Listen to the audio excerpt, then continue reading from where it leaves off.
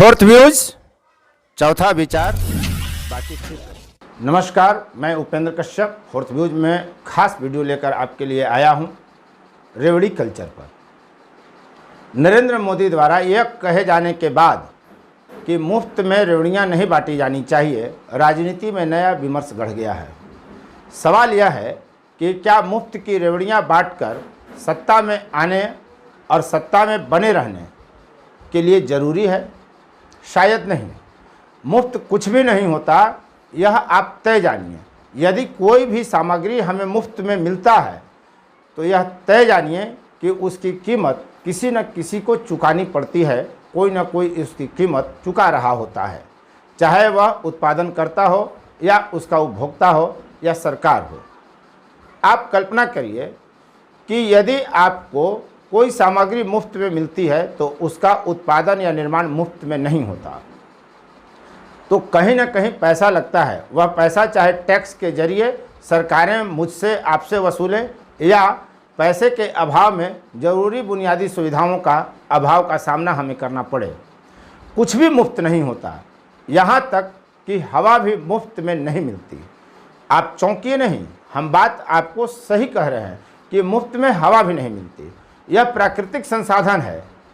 हमने कई चीज़ों का निर्माण किया और इसके कारण यह हो रहा है कि हवा जब प्रदूषित हो रही है तो उससे हम बीमार पड़ रहे हैं, और जब हम बीमार पड़ रहे हैं तो हम कहीं न कहीं मानव संसाधन के स्तर पर भी नुकसान कर रहे हैं और आर्थिक स्तर पर भी संकटों का सामना कर रहे हैं, क्योंकि इलाज कराना ज़रूरी होता है। तो मुफ्त कुछ भी नहीं मिलता। हम अपनी बात इस किस्से से शुरू करते हैं कि आई पॉलिसी ग्रेजुएट जब करने हम नौकुचिया ताल गए, जिसमें देश के चयनित 40 पत्रकार शामिल थे, तो हमें 500 रुपये की फ़ी देनी पड़ी थी। 2 स्टॉपेज थे जहां से आई पॉलिसी के आयोजक पत्रकारों को रिसीव किए थे, एक दिल्ली और दूसरा लखनऊ से। जब कार्यक्रम प्रारंभ हुआ तो आई पॉलिसी ग्रेजुएट के आयोजकों की तरफ से अविनाश कुमार ने यह बात कही कि 500 रुपये इसलिए आपसे लिए गए हैं ताकि आपको यह एहसास हो कि मुफ्त में कुछ भी नहीं मिलता। दूसरी बात, आप मुफ्तखोरी की राजनीति जब शुरू हुई है तो यह आज से नहीं है।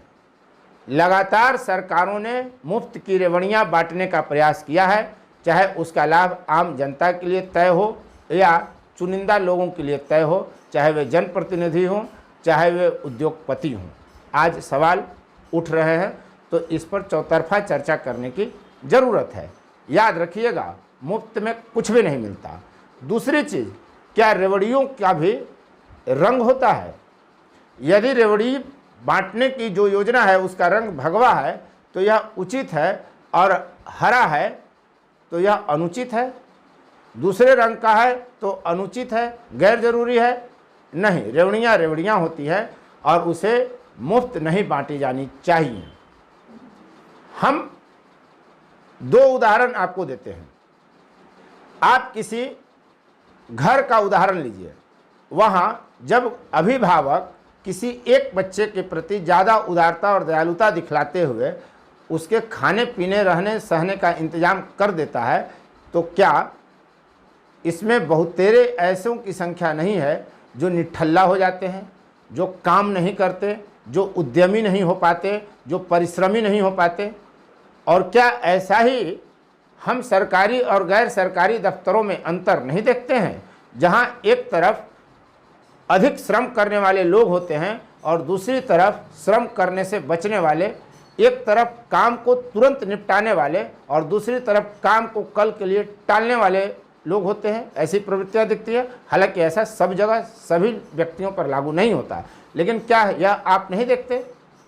अब हम बात करते हैं, जिस तरह का विरोध हो रहा है तो कुछ चीज़ों के लिए तो तय हो जाना चाहिए। जैसे देश में राशन, दवाई, मुफ्त इलाज, मुफ्त पढ़ाई, मुफ्त शुद्ध पेयजल का इंतजाम होना चाहिए और इसके लिए मानक तय होने चाहिए। हम इस पर बाद में बात करते हैं। पहले मुफ्त रेवड़ी बांटने की राजनीति पर सवाल उठाने वाले हम नरेंद्र मोदी और भाजपा की सरकार की बात करते हैं। और इसके लिए हम डाटा के साथ उदाहरण देते हैं। सरकार ने एक फैसला लिया है कि बिजली उत्पादन के लिए 10% कोयला आयातित इस्तेमाल करना आवश्यक होगा। क्या यह किसी खास वर्ग को, कुछ खास चुनिंदा लोगों को रेवड़ी देने जैसा निर्णय नहीं है? यानी 100 रुपये से जितने बिजली पैदा होगी उसमें अगर हम 10% आयातित कोयला का इस्तेमाल अनिवार्य जो बनाया जा रहा है लागू करते हैं तो यह 190 रुपये से लेकर 200 रुपये तक पड़ेगा। यानी बिजली का उत्पादन सीधे दोगुना हो गया।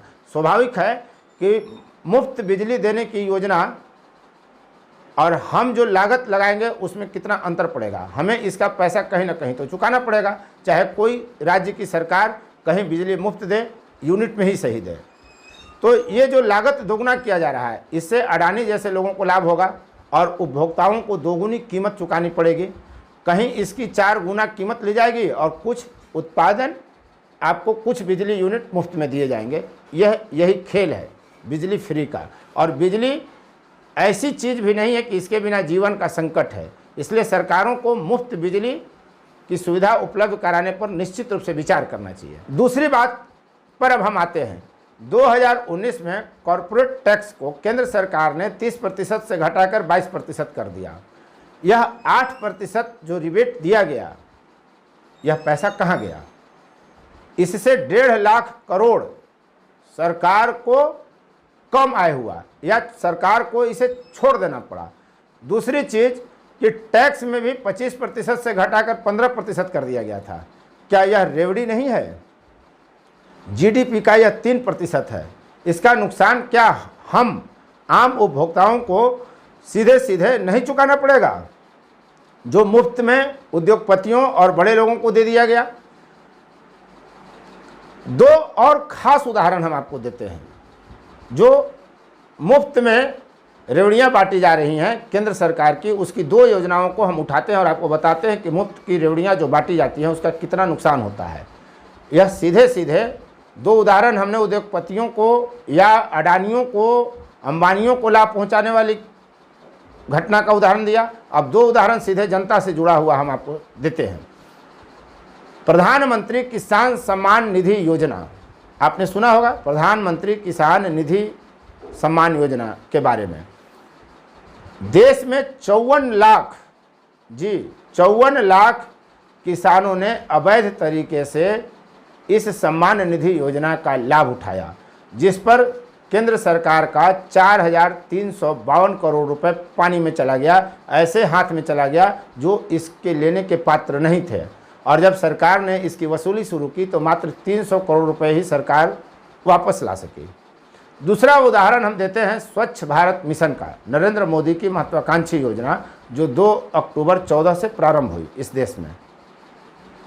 व्यक्तिगत तौर पर मेरा यह मानना है कि इस योजना ने यह साबित कर दिया कि भारत में अधिकतर लोग सरकार के पैसे को अपना पैसा नहीं मानते और किसी तरह योजनाओं में लूट मचाने की होड़ में शामिल होना चाहते हैं। शौचालय से ज़्यादा नितान व्यक्तिगत कोई दूसरी योजना नहीं हो सकती।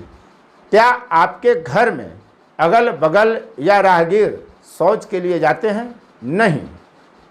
इक्का दुक्का उदाहरण लाखों करोड़ों में साल में एकाध मिल सकते हैं। हम जब ऐसी योजनाओं में जिसका नितांत रूप से व्यक्तिगत लाभ लेना है उसमें भी घोटाला कर जाते हैं। ओडीएफ शहर, नगर, गांव सब घोषित कर दिए गए। क्या वास्तव में धरातल पर आपको ओडीएफ जैसी स्थिति दिखती है? शायद नहीं। हर जगह आप जाएंगे खुले में शौच आज भी हो रहा है और आज भी जिन लोगों ने शौचालय योजना का लाभ लिया उनके यहाँ शौचालय नहीं है। इसकी जांच केंद्र सरकार को पूरी ईमानदारी और तटस्थ भाव से, निष्पक्ष भाव से और प्रतिज्ञाबद्ध तरीके से करनी चाहिए। 2 अक्टूबर 2014 से 7 फरवरी 2022 तक इस देश में 11,03,80,145 शौचालय निर्माण किए गए हैं, समझिए। और तब भी आप उठा करके देख लीजिए कि खुले में शौच जारी है। केंद्र सरकार द्वारा इतने शौचालय के निर्माण पर 13 खरब, जी याद रखिएगा, 13 खरब 24 अरब 56 करोड़ 17,40,000 रुपये खर्च करना पड़ा। इस देश में यदि एक एम्स के निर्माण पर 1350 करोड़ रुपए खर्च आता है तो जितनी राशि शौचालय में बर्बाद किया गया उससे 101 एम्स शुरू किए जा सकते थे। यानी करीब करीब प्रत्येक प्रदेश में 5 एम्स। लोग कितना स्वस्थ रहते, कितना खुशहाल हो सकते थे, आप कल्पना करिए। इन दो उदाहरणों को देने के पीछे मेरा मकसद यह था कि आपको बताया जा सके कि व्यवस्थागत समस्या और दोष कितना ज़बरदस्त है। दोनों योजनाएं बेहतर थीं, किसानों की आमदनी के लिए, लोगों को स्वच्छ रहने के लिए, स्वस्थ रहने के लिए शौचालय का निर्माण अति आवश्यक था। लेकिन दोनों योजनाएं भ्रष्टाचार की ज़बरदस्त भेंट चढ़ गईं और दोनों में ही बेईमानी जनता की तरफ से हुआ। इसीलिए यह कहा जाता है कि मुफ्त की रेवड़ियाँ जिम्मेदार नागरिक पैदा नहीं कर सकती। मुफ्त की रेवड़ियाँ निकम्मा नागरिक तैयार करती है। इसलिए मुफ्त की रेवड़ियों से निश्चित रूप से बचा जाना चाहिए। दूसरी बात, इस देश में शिक्षा, स्वास्थ्य, शुद्ध पेयजल और चुनिंदा मामलों में मुफ्त राशन की व्यवस्था के अलावा कुछ भी मुफ्त नहीं दिया जाना चाहिए। यह फोर्थ व्यूज का स्पष्ट रूप से मानना है। सभी के लिए स्वास्थ्य, सभी के लिए शिक्षा और सभी के लिए शुद्ध पेयजल, ये 3 बुनियादी चीज़ें सबों के लिए एक समान रूप से निःशुल्क उपलब्ध होना चाहिए। यह सरकार की जिम्मेदारी है। लेकिन जहाँ तक मुफ्त राशन की बात है, वैश्विक स्तर पर यह मान्यता है कि कभी भी किसी भी व्यक्ति को कहीं भी किसी कोने में भूखे नहीं मरने देना चाहिए। मुफ्त राशन की व्यवस्था निश्चित रूप से लागू होनी चाहिए देश में, लेकिन यह चुनिंदा होना चाहिए। इसके लिए बेहतर तरीके से सर्वे करके लोगों को मुफ्त राशन की व्यवस्था दी जानी चाहिए और लाभार्थी तो जो हैं सो हैं ही। लाभार्थी को मुफ्त राशन की स्वीकृति देने के लिए जो आवेदन दिए जाते हैं उस पर अनुशंसा करने वाले चाहे जनप्रतिनिधि हों या स्वीकृति आदेश पर हस्ताक्षर करने वाले छोटे से बड़े अधिकारी हों, सभी को एक मामले में एक समान रूप से बराबर का जिम्मेदार बनाया जाना चाहिए कि यदि लाभुक फर्जी निकलता है, वह पात्र नहीं निकलता है, तो उसने जितना राशन उठाया है उसकी वसूली न सिर्फ उपभोक्ता से बल्कि उसके आवेदन पर अनुशंसा करने वाले जनप्रतिनिधि, उसके स्वीकृति आदेश पर सिग्नेचर करने वाले तमाम पदाधिकारियों, कर्मियों से एक समान रूप में वसूली जाएगी। तभी जाकर इस देश से भ्रष्टाचार खत्म होगा। हर मामलों में अधिकारियों को जिम्मेदार बनाया जाना अति आवश्यक है। मुफ्त की रेवड़ी पर मुझे लगता है कि आपको यह वीडियो अच्छा लगा होगा। यदि हाँ और आप इस चैनल पर नए हैं तो चैनल को सब्सक्राइब जरूर करें, शेयर, कमेंट और लाइक करें। हम इस तरह के विश्लेषणात्मक और तथ्यों पर आधारित वीडियो लेकर आपके बीच आते रहेंगे। और अंत में फिर एक बार बात यही कहूँगा कि पढ़ाई, दवाई, शुद्ध पेयजल सबों के लिए एक समान रूप से निःशुल्क उपलब्ध कराया जाना चाहिए। और दूसरी बात कि लोक कल्याणकारी और लोक लुभावन योजनाओं में काफ़ी अंतर है। योजनाओं को सोच समझकर सरकार को लाना चाहिए। जैसे 25-30 हज़ार रुपये में एक शौचालय का निर्माण होता है, सरकार 12,000 रुपये देती है।